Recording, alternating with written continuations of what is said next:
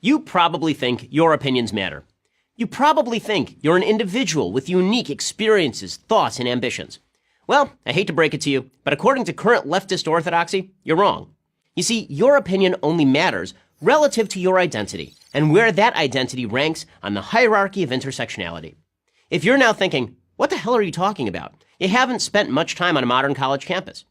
Intersectionality is a form of identity politics in which the value of your opinion depends on how many victim groups you belong to.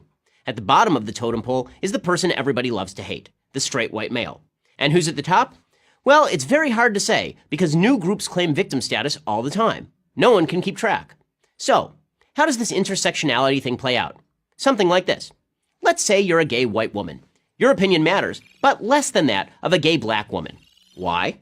Because while all women are oppressed by the patriarchy, and all gays are oppressed by the heterosexual majority, blacks have a victim status that whites obviously don't. Of course, a gay black woman's victim status is less than that of a black trans woman, who ranks below a black Muslim trans woman, and so on. The more memberships you can claim in oppressed groups, the more aggrieved you are, and the higher you rank. Get it? Good, because it's about to get even more complicated. Intersectionality takes your victim status and uses it as the basis for creating alliances with other victim groups. 30 or 40 years ago, activists encouraged racial solidarity among blacks to combat oppression. But today, that's not enough. Today's activists demand blacks make common cause with other allegedly oppressed people, gays, lesbians, transgenders, Palestinians, Native Americans, whomever. Here's the logic. A black gay and a Hispanic gay may not belong to the same victim group racially, but they do belong to the same victim group on the basis of their sexuality. By focusing on the places where various victim identities intersect, intersectionality creates a united us versus them paradigm, righteous victims rising up together to fight the oppressor, those dreaded straight white men. This explains why at a rally protesting the treatment of Palestinians by Israel, you might see a contingent of lesbian activists.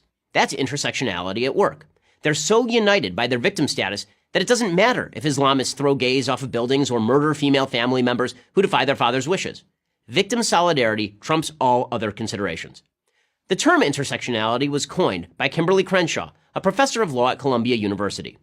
She explains that intersectionality was my attempt to make feminism, anti-racist activism, and anti-discrimination law do what I thought they should, highlight the multiple avenues through which racial and gender oppression were experienced. To Crenshaw, America is a terrible place full of victim groups, each with their particular set of grievances. Why shouldn't these victim groups get together and form a political coalition unified by the belief that the majority society has harmed them? That some professor tucked away in an ivory tower would come up with this nonsense is not surprising. What is surprising and disturbing is that so many people actually go along with it. America is the most open, least racist nation on the planet. That Professor Crenshaw is free to spin her nonsensical theories and get paid well for it should offer adequate proof of that. And since when do you have to live someone's experience in order to understand them? You don't have to live as a slave in order to understand that slavery is cruel and wrong. You don't have to live as a woman in order to recognize the evil of rape.